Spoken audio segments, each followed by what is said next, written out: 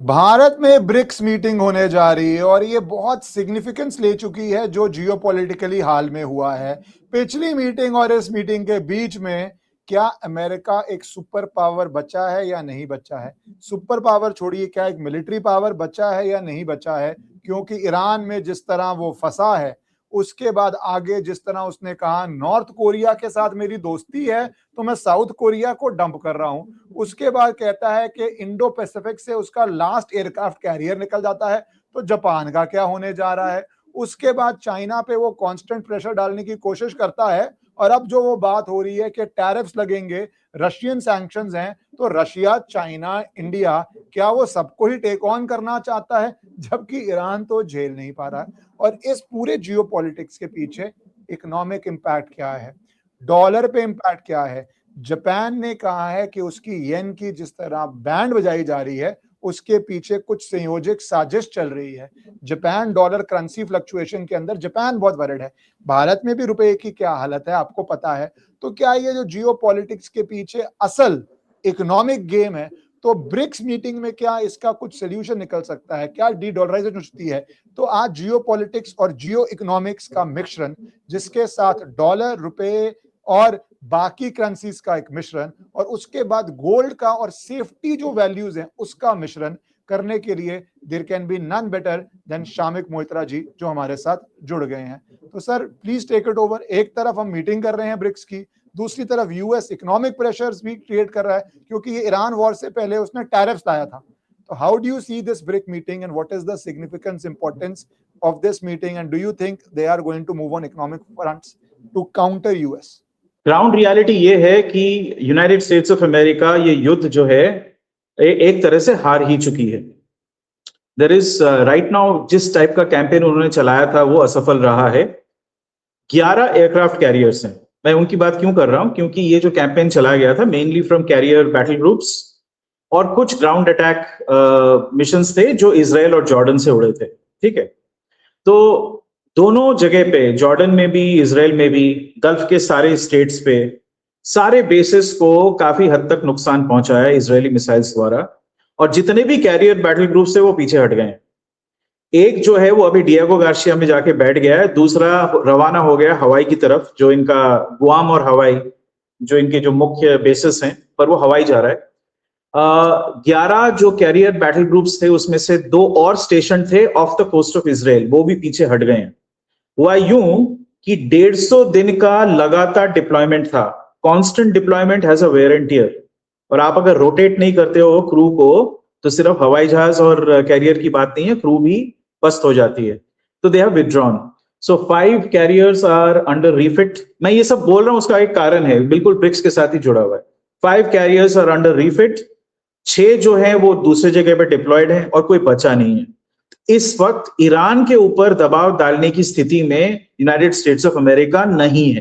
That is the ground reality.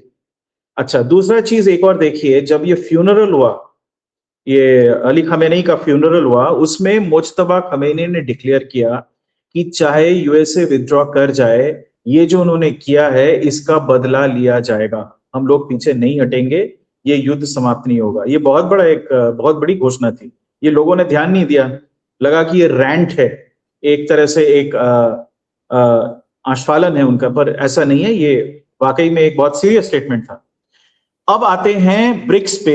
BRICS में देखिए एक बहुत दिनों से अटकलें चल रही हैं कि एक नया करेंसी बनाया जाए, करेंसी नेटवर्क बनाया जाए which will be backed by gold and other precious commodities, और उसका जो सेटलमेंट सिस्टम होगा वो स्विफ्ट बेस्ड नहीं होगा, ब्रिक्स का अपना सिस्टम होगा। उसकी 2 नींवें ऑलरेडी अवेलेबल हैं, एक चाइना का एम्ब्रिज जो B2B के लिए बहुत अच्छा है, और इंडिया का यूपीआई जो B2C के लिए एक बहुत ही अच्छा सिद्ध प्लेटफॉर्म है। तो इन दोनों के बेस पे एक नया सिस्टम बनेगा। लेकिन दिक्कत अब तक ये थी कि इसको अगर अनाउंस करें तो यूएस का रिएक्शन क्या होगा, वो प्रचंड होगा। वैसे ही वो सैंक्शन जीवी एक नेशन है, तो इसलिए आई थिंक ये लोग देख रहे थे कि कब यूएस का थोड़ा सा पलड़ा नीचे जाए, वो थोड़ा पीछे हटे, वो थोड़ा वीक नजर आए, जो अभी वो लग रहा है। So unless the US does something astounding जिससे सबको अचरज हो जाए और अपना पावर फिर से रीअसर्ट कर पाए, जो होता हुआ दिख नहीं रहा है, प्रैक्टिकल डिफिकल्टीज हैं, तो फिर ये एक अच्छा समय है उस चीज का नींव डालने का फॉर्मली, जिससे एक नया करेंसी उभर के आ सके। तो ये पूरा पृष्ठभूमि है उसका। तो अब देख रहे हैं हम कि जो जयपुर में फाइनेंस मिनिस्टर्स का पहले बैठक हुआ, निर्मला सीतारमन जी गई और फिर बाकी देशों के लोग भी आए थे। 8 मेजर ब्रिक्स सिग्नेटरी नेशंस और 26 और हैं जो ऑब्जर्वर नेशंस हैं, वो सब मौजूद थे, उनका रिप्रेजेंटेशन मौजूद था। तो इस पे बातें हो रही हैं और they are trying to work out a framework. Iran के राष्ट्रपति आ रहे हैं ब्रिक्स के मीटिंग में, जो मेन मीटिंग होगा जिसमें हमारे प्रधानमंत्री लीड करेंगे इंडिया की तरफ से, उनका चेयरमैनशिप का है। और शी जिनपिंग आ रहे हैं, पुतिन आ रहे हैं, ब्राजील से आ रहे हैं। तो इसका मतलब ये है कि ये वो वक्त है जब ब्रिक्स थोड़ा सा अपने आप को रीअसर्ट कर रहा है और ओपनली बोल रहा है कि भाई हम वी डोंट केयर आप क्या सैंक्शंस लगाते हो नहीं लगाते हो, हम तो अपना काम करेंगे। हमें एक चीज याद रखना पड़ेगा कि यूएसए सबसे इंपॉर्टेंट ट्रेडिंग पार्टनर अवश्य है बहुत सारे देशों का, इंक्लूडिंग इंडिया एंड चाइना। लेकिन अगर केवल ब्रिक्स का हम ले लें टोटल ट्रेड वॉल्यूम, वो दुनिया का 26% है, ट्रेड वॉल्यूम की बात कर रहा हूं। तो उसके साथ अगर हम देखें कि जो मनी सप्लाई है उसका कितना प्रतिशत ब्रिक्स देशों के पास है, वो भी लगभग ही 25% के आसपास है। ठीक है, हाँ सेटलमेंट काफी कुछ अभी तक डॉलर में हो रहा है, स्पेशली एनर्जी ट्रेड का, लेकिन वो ब्रेक हो चुका है। ईरान अभी डॉलर में सेटल तो बिल्कुल ही नहीं करती है क्योंकि वैसे भी वो सैंक्शनड है। अभी सऊदी अरेबिया ने एक्सेप्ट करना चालू कर दिया चाइनीज वन, यूएई ने एक्सेप्ट करना चालू कर दिया Indian rupee as well as Chinese yuan. तो ये जो ब्रेक हो रहा है, और रशिया तो कर ही रही थी पहले से, उससे ये अगर हम हर चीज को जोड़ के इकट्ठे देखें, USA is weak, BRICS is asserting itself, serious discussions underway to create this currency network and offer an alternative to the dollar. दूसरा उसमें एक और चीज है जिसके बारे में हम अलग से डिस्कस करेंगे, डॉलर खुद टूट रहा है एज अ करेंसी। इस वक्त अगर हम दुनिया के मुख्य देश देखें जहां पे हाईएस्ट क्रेडिट रेटिंग है, उसमें यूएस का स्थान ही नहीं आता है। आप पहले 12 नाम पढ़ेंगे उसमें यूएसए नहीं है। शामिक, यही पर एक चिंता की बात नहीं है, थोड़ा इंपॉर्टेंट है कि जो डॉलर वैसे आप बोल रहे हैं प्रेशर में है, टूट रहा है, पर रुपया टूटते हुए डॉलर के सामने और टूट रहा है। तो ये क्या डबल वैमी नहीं है? एक तो होता है डॉलर नहीं सारी करेंसीज के साथ, नहीं एक सेकंड, एक तो हो गया डॉलर सारी करेंसी के सामने बढ़ रहा है तो रुपया घट रहा है, एक समझ आता है, एक बात। पर मैं उससे पहले, बिकॉज आप ब्रिक्स पे बात कर रहे थे, ये आपको जियोपॉलिटिकल इकोनॉमिक्स तुम कर ही रहे हैं, कितना सिग्निफिकेंट लग रहा है कि ईरान के प्रेसिडेंट को भारत इनवाइट कर रहा है इन जियोपॉलिटिकल मैसेजिंग, और जून में फोन की थी, in June Prime Minister formally invited Iranian President, और इसमें बाकी देशों का भी इनपुट होगा। तो ये आपको यूएस को मैसेज भेजने के लिए कितना इंपॉर्टेंट संदेश लग रहा है। पर चूंकि आपने मुझसे पूछा, टोका कि भारतवर्ष भी तो उसका भी तो टूट रहा है। देखिए इसमें दो चीजें हैं। पहले तो हमारे करेंसी का गिरना अपने आप में कुछ नहीं, उससे कुछ नहीं होता, क्योंकि वो आप ये भी आर्ग्यू कर सकते हो उससे हमारे एक्सपोर्ट सस्ते हो जाते हैं, उसकी मात्रा बढ़ जाती है और रुपये में आप ज्यादा प्रॉफिट बुक कर पाओगे। तो हर चीज के दो पहलू होते हैं, उसको वैसे नहीं देखते। रही बात इस मैसेजिंग की, ये मैसेजिंग बहुत साफ है।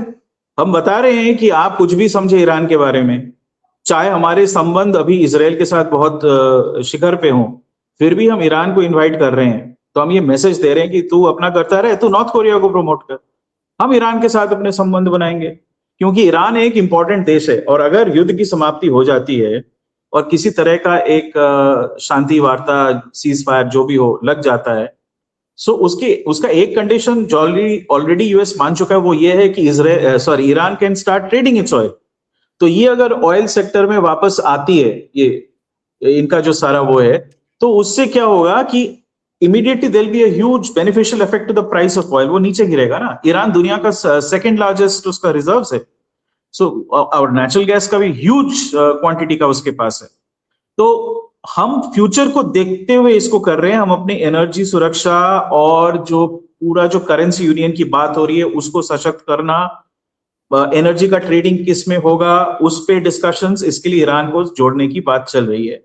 As we know, China and Russia ने भरपूर सपोर्ट किया है ईरान को, सामरिक दृष्टि से हो, आर्थिक दृष्टि से उन्होंने सपोर्ट किया है। इंडिया ने डायरेक्टली नहीं किया है, लेकिन ये बताना कि भाई उससे कोई फर्क नहीं पड़ता, हम अपनी आगे की सोच के ईरान को अवश्य इसमें इनवाइट करेंगे।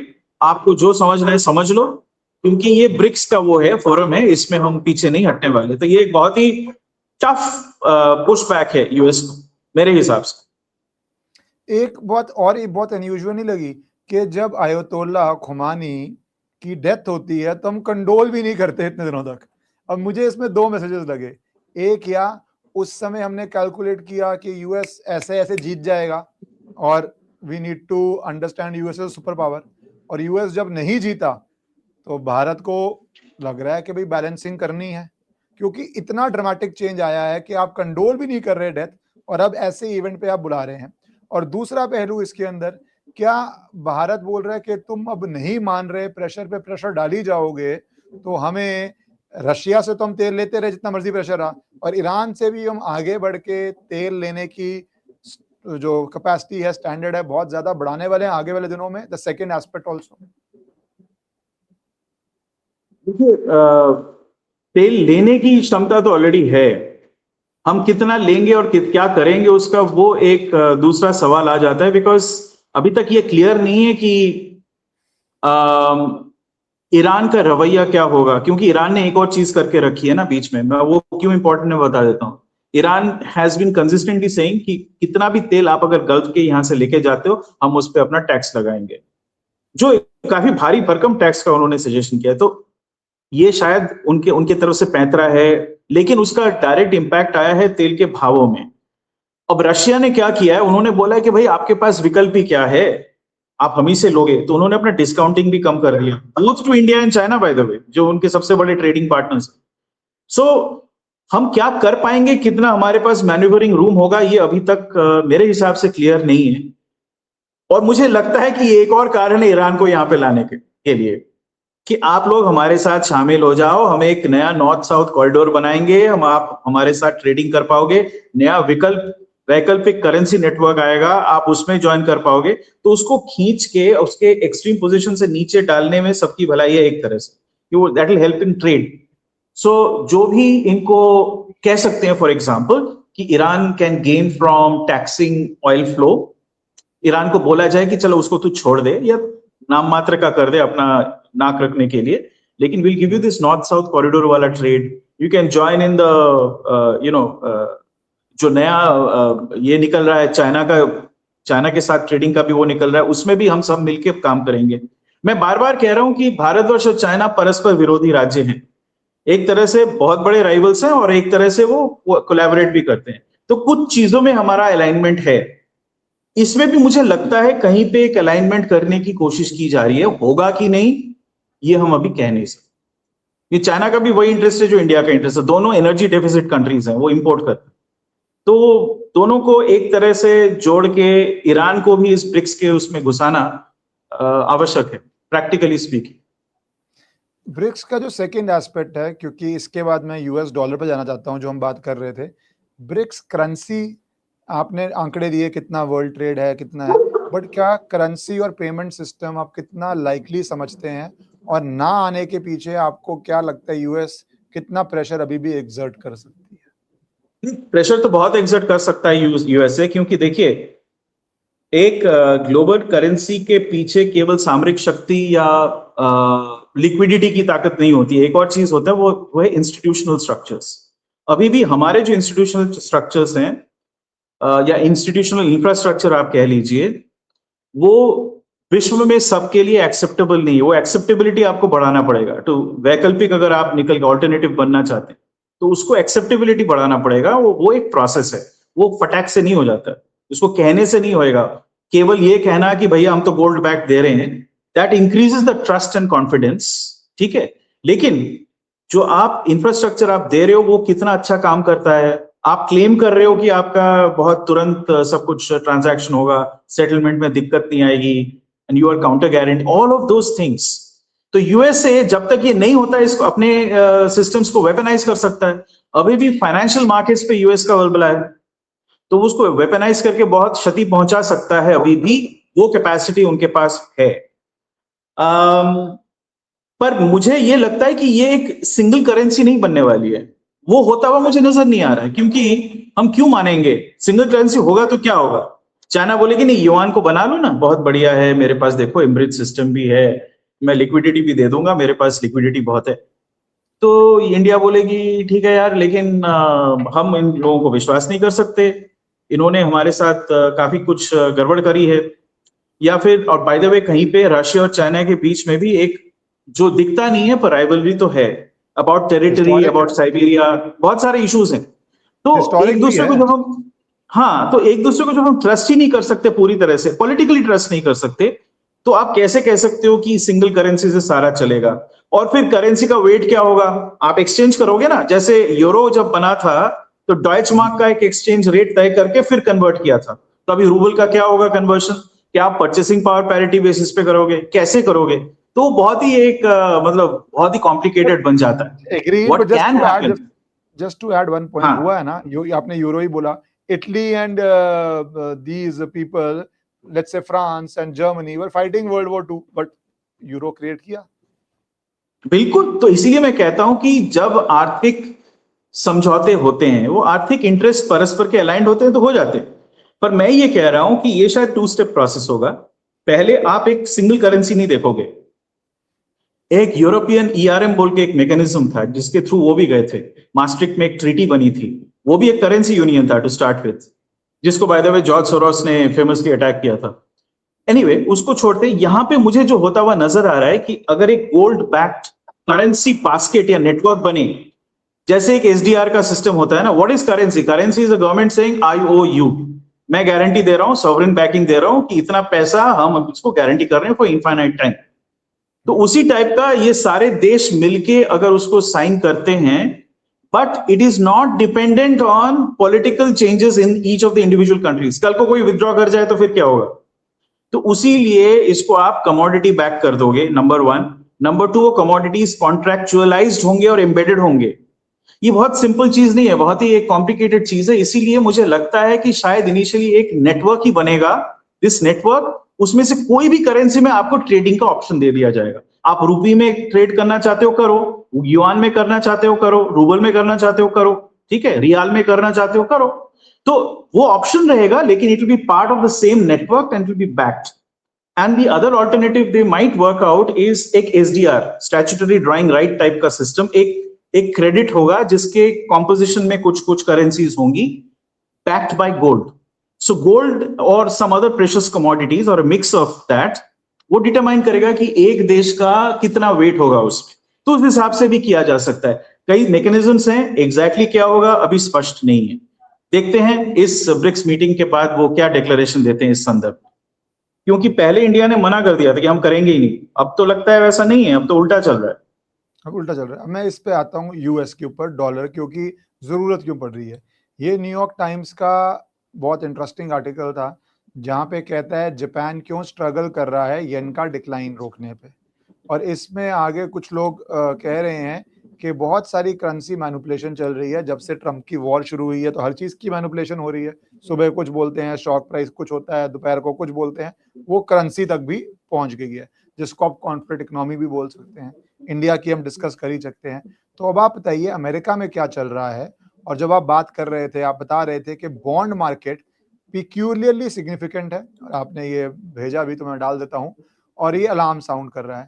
Why is this out of all the economic news coming from US, आप इसको क्यों हाईलाइट करना चाह रहे हैं और इसकी क्या पिक्यूलियर सिग्निफिकेंस है? ये अलार्म नहीं है, एक वर्चुअल क्रैश की तरह चल रहा है। अगर मैंने जो 3 चार्ट शेयर किए हैं वो मैं बता देता हूं। अगर आप पहला चार्ट दिखाएं, या इसमें हम क्या देख रहे हैं, ये 2017 से लेके आज तक का long term treasury bond, fed bonds जो होता है, फेड ट्रेजरी, उसके यील्ड्स दिखा रही है ये। तो आप लोग ये देखेंगे कि 2020-21 में वो 1.2-1.3% के आसपास था। आपको दिखेगा बिल्कुल मध्य में चार्ट के। और अभी कितना है आज? कल तक कुछ 4.85-4.9 के आसपास था यील्ड, आज 5.3% हो गया। यानी 2020-21 में 5 साल पहले जो चीज एक 1.2% था, वो अब 5.3% पहुंच गया है, 5 गुना बढ़ गया है। इसका मतलब क्या है, पहले हम उसको समझते हैं, फिर मैं आगे और बताता हूं। इसका मतलब बहुत सिंपली अगर हम सोचें, मान लीजिए आपके पास $1 बिलियन का डेट है, तो अभी आप उसमें 1.2% भर रहे हो, लेकिन अगर ये बढ़ के रेट 5.3% हो जाए तो आप कितना भरोगे? 120 बिलियन डॉलर से नहीं होगा, आप 120 मिलियन डॉलर से नहीं होगा, आप 530 के आसपास ले जाओगे। ठीक है, सॉरी 1 बिलियन बोला था ना, हाँ, so it will B 53 and 12 whatever that thing is. आपकी ईएमआई आप बोल रहे हैं 5 गुना बढ़ जाएगी।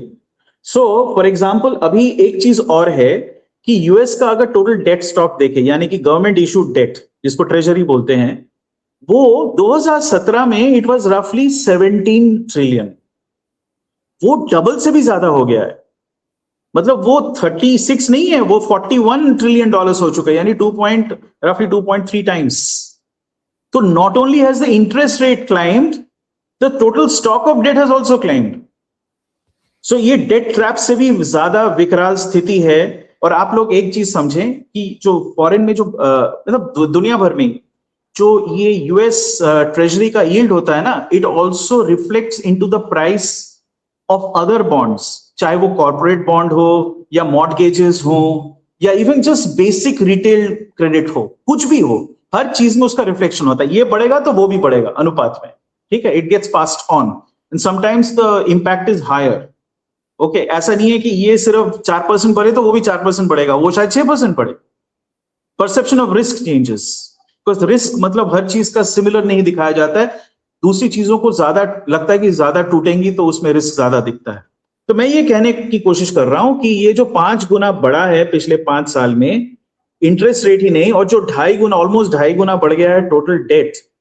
USA is now in such a severe crisis. South Korea की बात आपने करी थी, the reason Trump made that statement is because South Korean government officially said कि आपने हमसे प्रॉमिस दिया था कि हम लोग $500 बिलियन इन्वेस्ट करेंगे और ट्रेजरी खरीदेंगे, हम नहीं कर सकते, हमारे पास पैसे नहीं है, हम कर ही नहीं सकते उस चीज को। तो ये क्यों कहा? Because literally they are also cash trapped. तो इसका मतलब क्या है? ट्रंप ने जो अपना ये पूरा किला सजाया था, जिसमें उसने कहा था कि अमुक देश $500 बिलियन लेगा, ये 1 ट्रिलियन लगाएगा, इत्यादि इत्यादि इत्यादि, वो ढह रहा है because of 2 reasons. Not only that countries are somewhat cash trapped, दूसरा बात यह है कि यूएस करेंसी के ऊपर और ट्रेजरी के ऊपर इनका भरोसा टूट रहा है। जहां पे इतना विकट बड़ा है इंटरेस्ट कॉस्ट राइट नाउ, पिछले साल तक ऐसा नहीं था, right now the interest payment is higher than the next highest item on their budget, which is Medicaid, and it is much higher than their defense expenditure. शामिद, The numbers are थोड़ा इसको simplify करें for layman audience. हाँ, तो ये है कि US अभी सरकार जो है वो बजाय अपनी जरूरतों को पूरी करने के लिए जो खर्चा करते हैं, उसके बजाय वो इंटरेस्ट देने में लगे हुए हैं एंड दे कांट कोप। तो वो क्या कर रहे हैं? वो फ्रेश बॉन्ड्स इशू कर रहे हैं, नए बॉन्ड्स इशू करके वो पैसा निकाल के उसमें से इंटरेस्ट पेमेंट करना चाह रहे हैं। और वो चाहते हैं कि या तो यूएस के लोग यानी कॉर्पोरेशंस और नागरिक, या फिर विदेश में जो देश हैं वो यूएस का ट्रेजरी खरीदें। अब यूएस के ट्रेजरी खरीदने वाले 3 महादेश, एक है चाइना, दूसरा है जापान और तीसरा है यूके, यही सबसे ज्यादा स्टॉक होल्ड करते हैं। इन तीनों ने फ्लैटली मना कर दिया, भाई हम खरीद ही नहीं सकते, हमें तो उल्टा पैसे चाहिए। इनफैक्ट इफ यू नोटिस, 2 हफ्ते पहले यूएस ने ये जो अभी जापान का जो क्राइसिस चल रहा है, येन के भाव में भारी गिरावट, यूएस ने क्या किया? पहली बार जापानीज सेंट्रल बैंक से अपने बॉन्ड्स उन्होंने खरीद लिए to release cash back to them so that they can use the cash to buy back and shore up the Japanese yen. Okay, क्योंकि देखिए, अगर एक करेंसी टूटता है, थोड़ा टूटेगा तो उतना बुरा नहीं है, शायद थोड़ा अच्छा भी हो, specially if you are an export oriented economy. अगर आप नेट एक्सपोर्टर हो, वो आपकी इकोनॉमी के लिए अच्छा है, लेकिन अगर आप नेट इंपोर्टर हो तो आपके इकोनॉमी के लिए वो उतना अच्छा और नहीं है। By the way, Japan has begun to turn net importer, अभी वो नेट एक्सपोर्टर नहीं रहा। तो ये एक चेंज हो रहा है। तो अगर उनकी करेंसी गिरती है तो आप देखिए उसका एक डायरेक्ट रिजल्ट क्या हुआ है। Japanese per capita income has fallen bye 25% in the last 5 years। 25% per capita income measured in dollar terms has fallen.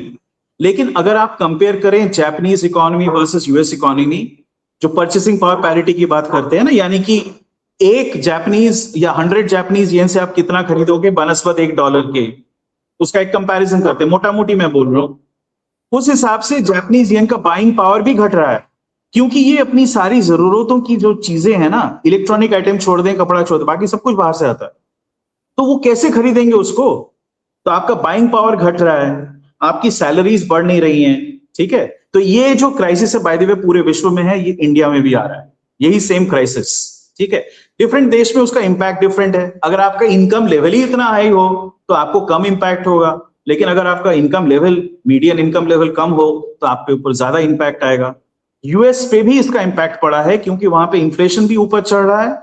अभी मैंने जैसे बताया, सरकार के पास पैसा है नहीं, कितना ही प्रिंट कर लोगे, पैसा प्रिंट करके आप अपने ही पुराने कर्ज को चुका रहे हो और फिर नया कर्ज लेके उसको सर्विस कर रहे हो, ये तो चल नहीं सकता ना।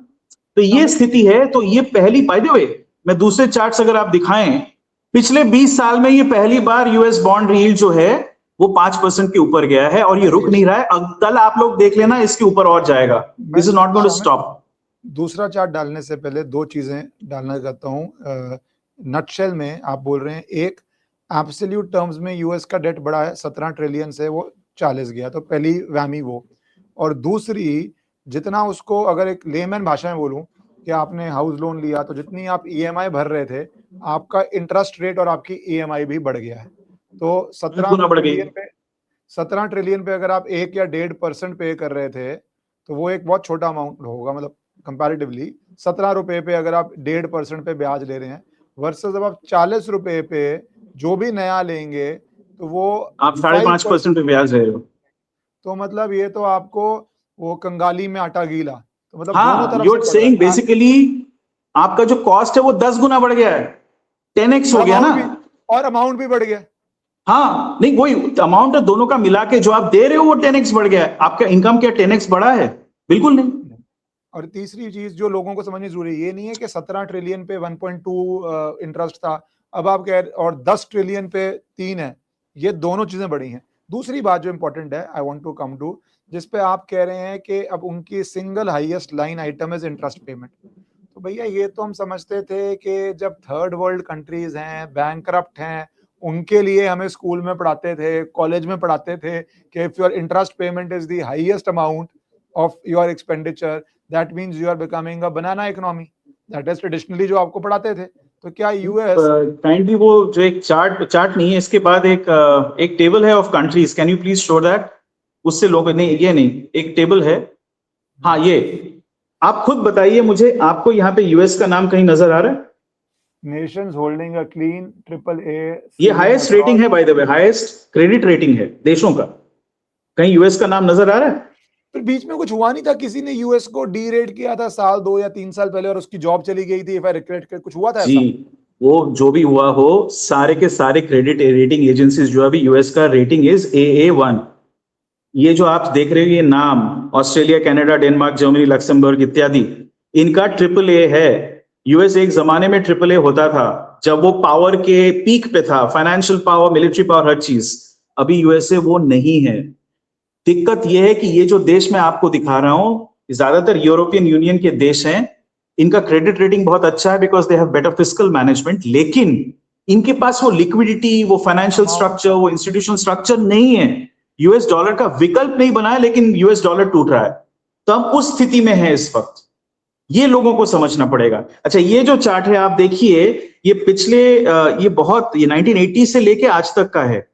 तो 1980 में तो इंटरेस्ट रेट्स बहुत हाई होते थे, यूएस उस समय एक बहुत ही इन्फ्लेशनरी दौर से गुजर रहा था, तो इंटरेस्ट रेट्स ऊपर रखा गया था। उसके बाद देखिए धीरे धीरे धीरे कम होते होते वो 2020 में आप देखोगे वही 1% वाली बात जो मैंने कही थी। उसके बाद देखो क्या हुआ है, 5% के ऊपर चला गया है। और जो टेक्निकल इसका रेजिस्टेंस लेवल था ना, इसके ऊपर जाएगा तो फिर नीचे आ जाएगा, वो नहीं हो रहा है, इट इज क्लाइंबिंग। कल देखना और बढ़ेगा, इस हफ्ते के अंत तक और बढ़ेगा, अगले हफ्ते और बढ़ेगा। This can't go down. Now let me make US's case and please answer that. US तो ये बोलेगा डाटा देख के कि भैया 80s में हम सुपर पावर थे, हमने यूएसएसआर को तोड़ा, उसके बाद भी रहे, तब तो हमारा 12-15% था, तो ये हमारी सुपर पावर स्टेटस को अफेक्ट नहीं करता, जो ये डाटा है भाई उस समय भी। मेरे दूसरा पॉइंट इसके अंदर जो मैं जोड़ना चाहूंगा वो ये है बदमाशी का। अब पहले उसने रशिया के एसेट्स फ्रीज कर दिए 2022-23 में, अब वो बोल रहे हैं वेनेजुएला का गोल्ड जो यूके में पड़ा हुआ था वो लेके जा रहे हैं। तो भैया ऑल सडन डन, बदमाशी तो हमारी है, हम किसी देश में घुसेंगे गोल्ड निकालेंगे, निकल जाएंगे। तो ये दोनों पॉइंट्स को आप क्योंकि सवाल ये है क्या यूएस का super power status damage properly हो चुका है या नहीं? मुझे ये नजर आता है कि this is the start of the absolutely sure shot steady decline of the US. AI revolution US को बचाने वाली नहीं है। एआई, और बाय द वे मैं उस पे भी आऊंगा, USA is behaving like pirates of the Caribbean. Pirates were not necessarily, वो लोग जलदस्यु अवश्य थे, लेकिन बाय द वे लोगों को शायद पता नहीं है, कैरिबियन में उनका अपना एक देश था। जो पायरेट्स, उन्होंने कॉन्फेडरेसी बनाई थी, अपना उनका झंडा था, which was not the Jolly Roger, वो स्कल वाला नॉर्मल झंडा था। किंग्सटाउन में उनका अड्डा होता था, okay, and they had fought with the British and the Spanish navies for 200 years। So एक अलग देश था बाय द वे। उसको इन लोगों ने जलदस्यु बोला था because they would attack English and Spanish ships and collect taxes. तो वो हफ्ता कलेक्शन देश था और कुछ था नहीं उसके पास। अब यूएसए जो है वो हफ्ता कलेक्टर तो था नहीं, बट इस वक्त वो हफ्ता कलेक्टर से भी बुरा दिख रहा है। जो आपने कहा ना, ये वेनेजुएला को बोलना नहीं, तुम्हारा सोना हमारा हो गया, हमारे में बहुत अपनापन है, हमने अपना लिया तुम्हें, ठीक है, तो अपना के मैं तुम्हारा सोना ले लूंगा, क्योंकि वैसे भी वो तो हमारे 51st स्टेट यूके में पड़ा हुआ है, तो वो तो मैं मना कर ही नहीं सकते, हम उनसे ले लेंगे। या फिर तुम्हारा जो तेल है वो तुम्हारा नहीं है, उसको हम रिफाइन करेंगे, उसको हम ही बेचेंगे और उसमें से थोड़ा सा चुटपुट आपको दे देंगे। कहाँ रिफाइन करेंगे? भाई वो जामनगर में रिफाइन हो रहा है इस वक्त, ये भी मैं बता दूं, और एक नया रिफाइनरी बन रहा है टेक्सास पे, जो रिलायंस इंडस्ट्रीज ही बना रही है। बट पॉइंट ये है कि उनका जो ये पूरा आचरण है वो ये है कि कहीं से लोगों को दबाव डाल के, प्रेशर डाल के, अपना फाइनेंशियल मसल यूज करके उनको फोर्स करो कि हाँ आप अमेरिका में निवेश करो, हमारे बॉन्ड्स खरीदो, ठीक है, और अगर आप नहीं देते हो तो हम आपके ऊपर सैंक्शंस लगाएंगे, टैरिफ लगाएंगे इत्यादि। तो ये एक हफ्ता कलेक्शन रैकेट बन चुका है, ये देश नहीं है। ये भी दर्शाता है, आप हफ्ता कलेक्शन कब करोगे?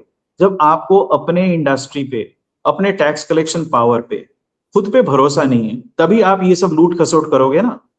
कई ऐसे राजे होते थे पुराने जमाने में, लोगों को शायद पता हो, जो राजे बनने से पहले वो लोग एक्चुअली, जिसको हम आजकल डेकॉइट कहते हैं, डाकू थे। फिर उन्होंने क्या किया, लोगों को संगठित, उनमें से कोई थोड़ा सा बेटर क्वालिटी का आदमी आ गया, उसने संगठित किया, उससे बोला नहीं ये एक राज्य है, हम टैक्स कलेक्ट करेंगे। टैक्स कलेक्शन का बेसिस यही था।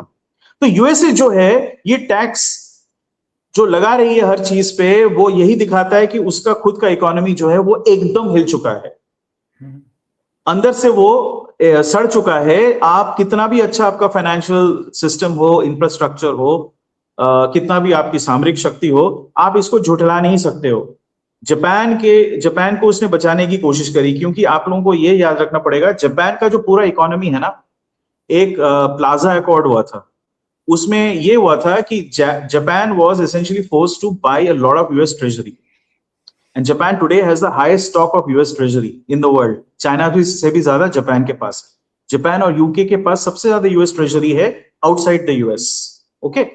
तो जापान का जो करेंसी है ना, वो हमेशा बोल सकती है कि हम तो अनलिमिटेड वो कर सकते हैं, खरीद सकते हैं अपने करेंसी को, क्योंकि हमारे पास तो यूएस ट्रेजरी बिल्स हैं। लेकिन यूएस ट्रेजरी बिल ही अगर टूट जाए तो फिर जापान को सहायता करनी पड़ेगी ना, उसको कैश देना पड़ेगा, क्योंकि आपका यूएस ट्रेजरी कोई खरीदने वाला नहीं है। So US for the first time was forced to buy its own treasury bills back from Japan. ये सारी चीजों को अगर आप लोग जोड़ के देखें तो यही दर्शाता है कि जो ये वर्ल्ड ऑर्डर यूएस चला रही थी, जो उसके शक्ति पे, उसके करेंसी पे भरोसे पे और उसके फाइनेंशियल ताकत पे आधारित थी, the greatest export of the US were two things. एक है उसका करेंसी यूएस डॉलर, और दूसरा है वॉलेटिलिटी। दूसरे देशों में अस्थिरता एक्सपोर्ट करो so that the US look stable relatively. वो दोनों चीजों पे बड़े क्वेश्चन मार्क्स आ गए हैं। वॉलेटिलिटी तो वो अभी भी एक्सपोर्ट कर रही है, बिकॉज बच कुछ के वही रह गया है, ये डॉलर कोई ले नहीं रहा है उस मात्रा। अभी भी देखिए, ऐसा नहीं है कि सब कुछ बदल गया है। 62% ट्रेड अभी भी डॉलर में ही होता है। आज जाके आप देख लेना, उठा के वॉल्यूम वही दिखेगा, लेकिन आप लोगों को ट्रेंड देखना पड़ेगा। ट्रेंड डाउनवर्ड है, ट्रेंड अपवर्ड और नहीं है, क्योंकि पीक पे dollar was the basis of 81% of global trade. Today it's already sunk to, मैंने एक और चार्ट देखा था, उसमें 60 के नीचे दिखा रहा था। So the point is that when a system starts breaking, ये सारे जो साइंस है वो नजर आते हैं। ये हमने रोमन सिविलाइजेशन, रोमन एम्पायर में भी देखा था, मगध के साम्राज्य में भी देखा था आफ्टर अशोक, ओके। मुगल साम्राज्य का जो टूटना था, वो सड़ा गला जो भी था, लेकिन जब वो टूटने लगी तो सबसे पहले फाइनेंशियली उसकी ताकत समाप्त हो गई, टोल कनेक्ट करने की और टैक्स कलेक्ट करने की क्षमता जो है समाप्त हो गई, तो उसने उसको आउटसोर्स कर दिया ये ब्रिटिश लोगों को, ठीक है ना, कि तू हमारे लिए कलेक्ट कर फ्रॉम इट्स रिचेस्ट स्टेट। तो ये सारे जो चीजें वो आज होते हुए आपको नजर आ रहे हैं। That's why USA it is not even able to, Venezuela तो लूट लिया, वेनेजुएला का तेल वो लोग प्रोसेस नहीं कर सकते। बात सिर्फ पैसे का नहीं है कि आप डॉलर डाल दो और नया रिफाइनरी खड़ा कर दो। It's also about skill, it's also about capacity and scale, having the management capacity to do so. इसीलिए रिलायंस पे डिपेंडेंट है वो। तो इस वक्त मैं ये बता दूं, पूरे भारतवर्ष में सबसे सुरक्षित जगह पता है कौन सा है? जामनगर। कभी अटैक होगा ही नहीं, पाकिस्तान उसको छू भी नहीं सकता, चाइना भी छू नहीं सकता। नजर मत लगा मेरे भाई, नजर मत लगा, मैं बहुत वहमी है। हाँ, तो but these are sort of second order, third order consequences. बात ये है कि यूएस जो है वो जो उसका टूटना हो रहा था, होने वाला था, वो हो चुका है, टूट चुका है, वो धीरे धीरे अब डिक्लाइन करेगी। इट्स अ डिक्लाइनिंग पावर, इसीलिए आप देख रहे हो it's withdrawing militarily also from rest of the world. Indo China Sea से निकल गई है, right, sorry South China Sea, फिर इंडो चीन के नीचे जो मलाक्कन स्ट्रेट और सुंडा प्रणाली आती है, वहां से भी उन्होंने नेवल एसेट्स अपने हटा लिए हैं। They have left it to the Australians by the way. Japan, sea of Japan से उन्होंने अपने कैरियर ग्रुप्स निकाल लिए हैं, सब पीछे की तरफ भाग रही है। शामिल, अब आप कह सकते हो ये मास्टर स्ट्रोक है, ट्रम्प बहुत ही बड़ा चालाक इंसान है, पर मुझे लगता नहीं। Lot of it is just share fatigue and कब तक आप इसको चलाओगे? वॉरेन बुफे ने अभी रिसेंटली बहुत फेमसली एक बात कही है। उन्होंने कहा है कि ग्लोबल रिजर्व करेंसी यूएस का अभी तक कोई विकल्प नहीं है, लेकिन यूएस इसको चला नहीं सकती इस तरीके से तो नहीं। आपको इंटरेस्ट रेट्स को राइज करने देना पड़ेगा and you will have to write off. आप ये ऐसे सस्टेन नहीं कर पाओगे। ये बार बार नोट प्रिंट करके जो आप चला रहे हो, this is unsustainable. You simply increasing the indebtedness of the US. Global currency होने का एक और तात्पर्य ये है कि you are guaranteeing the other people also are trading in your currency ना, कि जब वो लोग सेटल करने जाए, ultimately the liabilities on the US government. मतलब आप डॉलर, मैं डॉलर अगर होल्ड कर रहा हूं तो मुझे देने का वास्ता तो यूएस गवर्नमेंट का है ना, लेकिन मैं अमेरिकी नागरिक हूं नहीं। अगर मैं एक देश हूं तो भी वास्ता यूएस गवर्नमेंट का है। जो उसने यूएस ये जापान के केस में किया, करने पे मजबूर हुआ। मजबूर इसलिए हो रहा है क्योंकि लोगों का भरोसा टूट रहा है। That is very clear. Shamik, my last question to you, because ये बहुत फैसिनेटिंग है कैसे जियो पॉलिटिकल का जियो इकोनॉमिक इम्पैक्ट आ गया। One comment and one question. वो तो जैसे आप बोल रहे हैं यूएस को अपनी मिलिट्री विड्रॉ करना पड़ रहा है, वो मास्टर स्ट्रोक ना हो तो ब्रिटेन का मेरा मानना है बैंकरप्ट होकर ही कॉलोनीज छोड़ी थी, वो कोई मास्टर स्ट्रोक नहीं था। You did not afford to maintain colonies, you don't afford to maintain aircraft carriers all over the world. मतलब मेरा व्यू उस पे वो है। पर अब क्वेश्चन पे आता हूँ। ये बहुत इंटरेस्टिंग बात है कि आप स्पेल आउट कर रहे हैं कैसे US is empire in decline, but क्या टीना फैक्टर, नो ऑल्टरनेटिव, उसको लास्ट आउट करवा देगा, या आपको लगता है कि ऑल्टरनेटिव्स कुछ एवरग्रीन हो, कुछ निकल रहे हैं, कुछ बन रहे हैं, कुछ संभावनाएं शुरू हो रही हैं?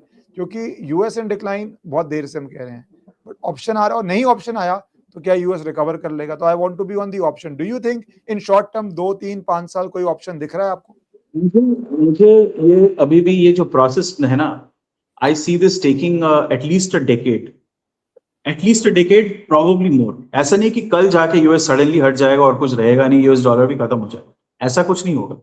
लेकिन it's a declining thing. Japan took 20 years to decline, and Japan is 1/4 the size of the US economic wise, right? 1/4 भी नहीं, 1/7 size wise. लेकिन Japan took 20 years to decline, right? एकदम से डिक्लाइन नहीं हुआ, right? तो यूएस भी एकदम से तो बिल्कुल ही नहीं होगा। इतना बड़ा, दुनिया का सबसे बड़ा इकोनॉमी है वो, अगर डिक्लाइन में भी जाए और एआई का इनका जो बेट है, एक मतलब ऑल इन बेट है, वो भी अगर कोलैप्स करे, जो होता हुआ नजर आ रहा है, तो भी उसको भी अनवाइंड करने में टाइम लगेगा, एकदम से नहीं होगा। In the mean time, however, because the US support for the global money supply is going to be weaker, you will see a recession. आप एक डिप्रेशन भी देख सकते हो। Conditions are very similar to what happened in 1929. उस समय bank of England सबसे बड़ा बैंक होता था, by the way, right? USA was the largest economy, but it was still not providing the global reserve currency. It was still the British pound. सिर्फ US में वो नहीं आया था कैटास्ट्रोफी, यूके में भी आया था। वो एक दौर था जब दुनिया के सारे देश, पर्टिकुलरली यूरोप के देश, वो भी रिसेशन में चले गए थे, और यूएस भी चला गया था, because they had nowhere to export to. उनका जो जो मैन्युफैक्चरिंग पावर हाउस बना था यूएसए, माल खरीदता कौन था? अधिकतर यूरोप और यूरोप के कॉलोनीज खरीदते थे। तो अब यूरोप में अगर रिसेशन आ जाए तो खरीदेंगे कैसे? बड़े सारे कारण थे उसमें, मैं एक मोनोकॉजल नहीं बता रहा हूं, पर मैं आप लोगों को बता रहा हूं कि वो कंडीशंस अभी नजर आ रहे हैं, किसी एक क्षेत्र से नहीं आ रहा जैसे 2008 में हुआ था। वो housing rather second house, collateralised debt obligations, mortgage backed security, एक क्राइसिस बना था, पर एक सेक्टर का था वो क्राइसिस। उसका देखिए क्या विकट उसका वो कॉन्सिक्वेंस हुआ। इस वक्त जो है crisis is across several sectors of the economy.